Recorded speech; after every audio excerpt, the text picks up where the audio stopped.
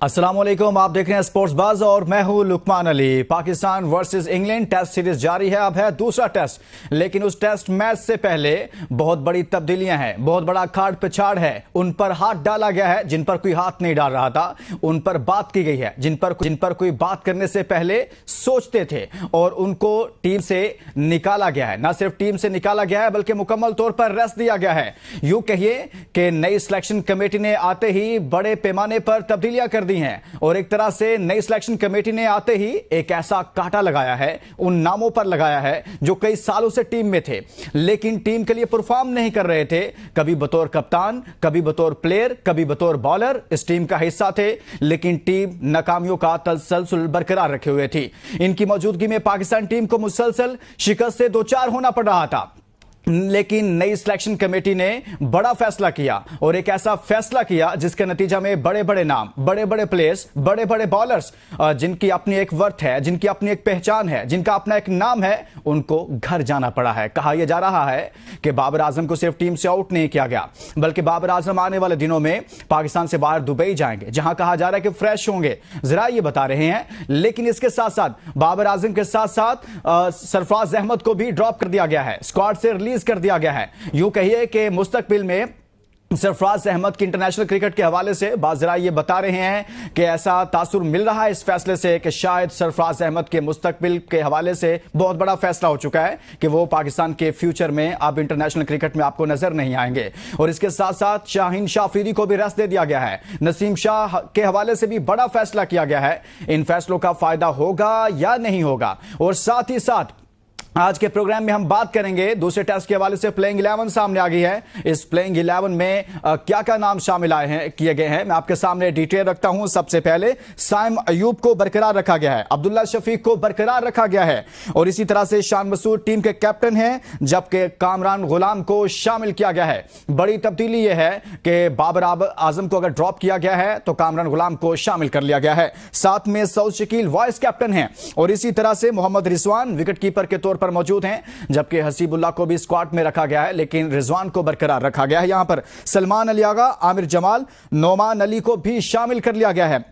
اسی طرح سے ساجد خان بھی اسکواڈ کا حصہ ہیں، اور بلکہ پلینگ 11 کا حصہ ہیں، اور ساتھ میں زاہد محمود کو بھی شامل کر لیا گیا ہے۔ یہ ہے دوسرے ٹیسٹ میچ کے لیے پاکستان کی پلینگ 11۔ اس تمام تر پر بات کریں گے، ہمارے ساتھ اسٹوڈیو میں موجود ہیں اسپورٹس اینالسٹ حسنین لیاقت۔ حسنین السلام علیکم، کیسے ہیں آپ؟ وعلیکم السلام، اللہ کا شکر، آپ ٹھیک ہے؟ حسنین، سب سے پہلے تو ہم یہیں سے آغاز کریں گے کہ پلینگ 11 پر تو بات کریں گے، لیکن ایک بہت بڑا کھاڑ پچھاڑ ہوا، آپ نے بھی بہت بات کی، مسلسل کرٹیسائز بھی کرتے تھے، اور بہت سارے آپ پر بھی تنقید ہوتی تھی کہ کیوں آپ ایسا کرتے ہیں، لیکن آخر کار اس مرض کا علاج ڈھونڈنا پڑا، اور نئی سلیکشن کمیٹی جو آئی ہے اس نے آتے ہی فیصلہ کیا۔ کیسے دیکھتے ہیں اس فیصلے کو، بابر اعظم شاہین سے متعلق یا نسیم شاہ سے متعلق جو کیا گیا؟ دیکھیں، کل تک تو میرا یہ پوائنٹ آف ویو تھا کہ یہ اچھا فیصلہ ہے، بابر اعظم کو ڈراپ کرنا، شاہین کو ڈراپ کرنا، یہ تو خیر میرا ابھی بھی پوائنٹ آف ویو ہے۔ نسیم شاہ کے حوالے سے میرے بڑے خدشات ہیں کہ ان کو کیوں ڈراپ کیا گیا، کیا وہ اس لابی کا حصہ نہیں ہے، اس دوستی یاری کا حصہ نہیں ہے، یا اس ایجنٹ کے پلیئر نہیں ہے جس کی وجہ سے ان کو ڈراپ کیا گیا؟ کیونکہ نسیم شاہ کا مجھے کوئی قصور نظر نہیں آتا۔ پچھلے میچ میں دیکھا جائے تو واحد نسیم شاہ تھے جنہوں نے جو روٹ کو تنگ کیا، جنہوں نے پہلے اپنے اوور میں ایک وکٹ بھی لیا، اس کے بعد کیچ اگر ڈراپ ہوتے ہیں تو اس میں نسیم شاہ کا قصور نہیں ہے۔ انجری کے بعد بھی ہمیں نسیم شاہ کا اتنا ہی پیس نظر آیا، انجری کے بعد بھی ہمیں نسیم شاہ کا اتنا ہی انٹینٹ نظر آیا۔ جہاں تک بابر اور شاہین کا تعلق ہے، میں سمجھتا ہوں کہ یہ بہت دیر ہو چکی ہے، اس کو ہمیں پہلے کرنا چاہیے تھا۔ بابر اعظم کو بھی ڈراپ کر کے اچھا کیا گیا، شاہین کو بھی ڈراپ کر کے اچھا کیا گیا۔ اب لوگ کمپیئر کرتے ہیں بابر اعظم کو وراٹ کوہلی کے ساتھ۔ لقمان صاحب، میں لوگوں کو بتانا چاہتا ہوں کہ وراٹ کوہلی کے اوپر اتنا برا وقت نہیں آیا تھا کہ وہ اپنے 6 رنز یا 7 رنز نہیں بناتے تھے۔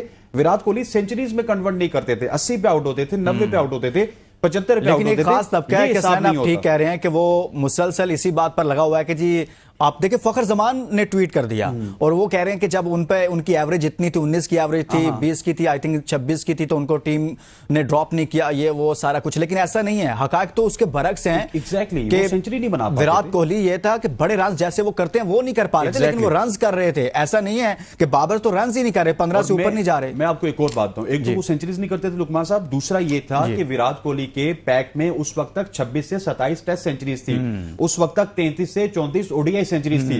بابر اعظم 19ویں سینچری یا 20ویں سینچری پہ اوڈی آئی پہ پھنسے میں، اس کے بعد 9 ان کی ٹیسٹ سینچریز ہیں اور T20 میں ابھی سینچریز اتنی کاؤنٹ نہیں ہوتی. ٹھیک ہے ان کی سینچریز سب سے زیادہ ہوں گی, لیکن مسئلہ یہ ہے کہ بابر اعظم کو وراٹ کوہلی کے ساتھ کمپیئر نہ کرے, اور اوپر سے آپ کی 30 سال کی عمر میں آپ کے ریفلیکسز لوز ہو جائیں. آپ دیکھیں نا پہلے ٹیسٹ میچ میں ہی ایک میچ میں پہلی اننگز میں بال اندر آیا, بابر اعظم کو ڈسٹرب کیا, اسی دوسری اننگز میں بال باہر گیا, بابر اعظم کو ڈسٹرب کیا, اسپنرز بابر اعظم کو ڈسٹرب کر رہے ہیں. تو اس کا مطلب یہ تھا کہ آپ نے بابر اعظم کو ریسٹ دینی تھی یا ڈراپ کرنا تھا واٹس ایور. اب وہ جا کے ڈومیسٹک کھیلیں, ان کو کھیلنا ڈومیسٹک چاہیے, لیکن لقمان علی صاحب آپ کو خبریں یہ بتائی جا رہی ہیں یا آپ کو خبریں مل رہی ہیں ذرائع سے کہ وہ دبئی جا رہے ہیں. یہ کتنا عجیب و غریب سا سینیریو ہے کہ آپ کا سپر سٹار بیٹر تھا جس کو آپ نے 18 اننگز تک برداشت کیا, اب وہ ڈومیسٹک میں جانے کے بجائے, اب وہ اپنے آپ کو پریپیئر کرنے کے بجائے دبئی جا کے چھٹیاں بنائیں. یہ بھی تو ہو سکتا ہے نا کہ وہ اس لیے دبئی جا رہے ہوں کہ بہتر ہے کہ ہمیں کہا جائے جاؤ گجرانوالہ میں جا کے کھیلو اور وہاں ہم رنز نہ کر پائیں اور ہمیشہ کے لیے کوئی کہیں پر مسائل کریٹ ہو جائیں. میرے خیال میں تو آپ کو ریالٹیز کو ہمیشہ فیس کرنا چاہیے, اس کو چیلنج کے طور پر لینا چاہیے. اسی زمانے میں اسی طرح کا سٹارڈم تھا, احمد شہزاد کا بھی اسی طرح کا سٹارڈم تھا, عمر اکمل کا بھی. بورڈ ان کو ایک کام کہتا تھا, کرتے وہ دوسرا کام تھے, اور یہی کام بابر اعظم بھی کر رہے ہیں. مسئلہ یہ تھا کہ ان کو اگر ڈراپ کیا گیا تھا, ان کو اپنا ہیڈ نیچے کر کے اپنی کمزوریوں کے اوپر, اپنے گرے ایریاز کے اوپر کام کرنا چاہیے تھا. ابھی وہ کر کیا رہے ہیں؟ ابھی ان کا جو فین کلب ہے وہ پورے کا پورا فخر زمان کا وہ ٹویٹ ہے وہ ہر جگہ پہ چھاپ رہے ہیں, پھر ان کا فین کلب ان کی پرانی ویڈیوز وہ کر رہا ہے, پھر اس کے بعد پی سی بی کو گالیاں دی جا رہی ہیں. ارے بھائی اس طرح نہیں چلے گا, آپ کو اپنی پرفارمنس نہیں, یہ پاکستان کی ٹیم ہے نا, کسی ایک شخص کی ٹیم تو نہیں ہے.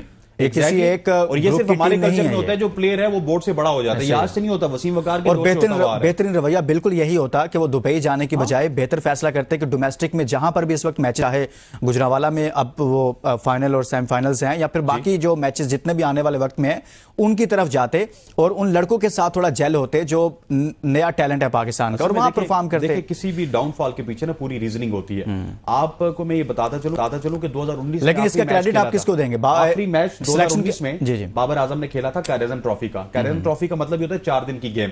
وہی 4 دن کی گیم آپ کو پریکٹس پرووائڈ کرتی ہے 5 دن کی گیم کی. 5 سال سے وہ کیریزم ٹرافی نہیں کھیلے. آپ ریزلٹ دیکھ لیں کہ اب ان کو ان کے بلے پہ بال نہیں آ رہا, ان کے ریفلیکسز لوز ہو چکے ہیں. بابر اعظم اگر جلد از جلد سمجھ جائیں تو ٹھیک ہے, لیکن مجھے پھر ان کا جو وہ کیریئر ہے وہ تاریخ نظر آ رہا ہے. اور میں سمجھتا ہوں کہ یہاں پہ کریڈٹ دینا ہوگا پی سی بی کو, لیکن آج جو سکاؤٹ نہیں, یہ جو کریڈٹ پی سی بی تو آپ دیکھیں نا, پی سی بی میں تو پہلے بھی یہی لوگ موجود تھے, چیئرمین پی سی بی بھی تھے یہی لوگ. سلیکشن کمیٹیوں میں چینجز آتی رہی ہیں, لیکن کوئی بابر پر کوئی بڑا میجر فیصلہ نہیں کر پا رہے تھے. مسلسل آپ کو پتہ ہے اس ایشو کو لنگر آن کیا گیا, ڈریگ ہوتا رہا, لیکن کوئی بڑا ڈیسائیڈ نہیں ہو پا رہا تھا. لیکن اس چیز کا کریڈٹ آپ دیتے ہیں نئی سلیکشن کمیٹی کو. سچی بات ہاں, یہ بابر اعظم کو اس وجہ سے ہٹایا گیا کہ ان کو پتا ہے کہ بابر اعظم ہے تو سپر سٹار. مانتے ہیں نا آپ نے دیکھا ہوگا, ہم بابر اعظم پہ تنقید کرتے ہیں تو کتنی زیادہ ہم پہ تنقید ہوتی ہے. یہ بابر اعظم کو ڈراپ کر کے نا انہوں نے تھوڑا سا جو تاریخی شکست تھی, 150 سال والی شکست تھی, اس کے اوپر سے نظر ہٹائی ہے. بابر کو بالکل سائڈ پہ کر کے ساری نظر بابر اعظم پہ ہوگی کہ بابر کو ہم نے ڈراپ کر دیا اور اس وجہ سے اس کو ڈراپ کیا گیا. باقی مجھے نہیں لگتا کہ وہ تھنک ٹینک نے اس کو ڈراپ کیا, حالانکہ شان مسعود کے حوالے سے خبریں اس کے ساتھ دیکھیں نا, سرفراز کرنا چاہتے تھے. وہ آپ کی بات ٹھیک ہے, لیکن جہاں تک تھنک ٹینک کی بات ہے, سرفراز کو بھی ڈراپ کیا گیا. سرفراز کو تو میچ ہی نہیں کھلایا گیا نا. جس دن سے ان کو مینٹور بنایا گیا تھا اس دن سے یہ بات بالکل عیاں تھی کہ سرفراز احمد کا جو کرکٹنگ کیریئر ہے وہ اینڈ ہو چکا ہے. شعیب ملک کا کرکٹنگ کیریئر اینڈ ہو چکا ہے. شاہین کو دیکھیں, ایک اور بات میں آپ کو بتاؤں, جو بابر اعظم کو ڈراپ کیا گیا ہے ساتھ شاہین کو بھی ڈراپ کیا گیا. اکیلے وہ کسی ایک کو ڈراپ نہیں کر سکتے تھے, سو دونوں کو ڈراپ کیا گیا. شاہین کو ڈراپ کرتے تو شاید افریدی والی لابی سرگرم ہو جاتی, بابر کو ڈراپ کرتے تو بابر والی اور رمیز راجہ والی لابی سرگرم ہو جاتی. لہٰذا انہوں نے دونوں کو ہی فی الحال سائڈ لائن کیا ہے 2-3-4 میچز کے لیے کہ آپ ذرا دونوں ہی جائیے اپنا سٹارڈم اور میرٹ پر کیا ہے. میرٹ پہ 7 اننگ میں 11 وکٹیں ہیں. بابر صاحب کو دیکھیں 18 اننگ میں 352 رنز ہیں, کوئی 50 نہیں, کوئی 100 نہیں. میرٹ پہ کیا ہے. اس کا کریڈٹ سلیکشن کمیٹی کو دینا چاہیے, میرے خیال کمیٹی کو دینا چاہیے, جو نئے سلیکٹر عاقب جاوید کو دینا چاہیے, اظہر علی کو دینا چاہیے, علیم ڈار کو. ان سب کو سلیکشن لے لیں, لیکن آگے جا کے انہوں نے جو ٹیم بنائی ہے اس کے اوپر بھی اس کی ذمہ داری بھی لینی ہوگی. لیکن یہی ہو رہا تھا نا, کوئی آن نہیں کر رہا تھا نا. ابھی وہاب ریاض تھے یا پھر محمد یوسف رہے یا باقی لوگ رہے, کوئی آن نہیں کرتا تھا. چیئرمین پی سی بھی آن نہیں کر رہے تھے. اب کم از کم یہ ہے کہ اگر ایسا فیصلہ کیا ہے تو جو فیصلے پہ وہ آئے ہیں اس کو آن بھی کرنا پڑے گا. ایک بریک کے لیے کہا جا رہا ہے حسنین, بریک کے بعد واپس آئیں گے. ہم بات کر رہے ہیں میچ کے حوالے سے پلینگ 11 کا اعلان کر دیا گیا ہے, کامران غلام کو شامل کیا گیا ہے. کیسا فیصلہ اس بریک کے بعد؟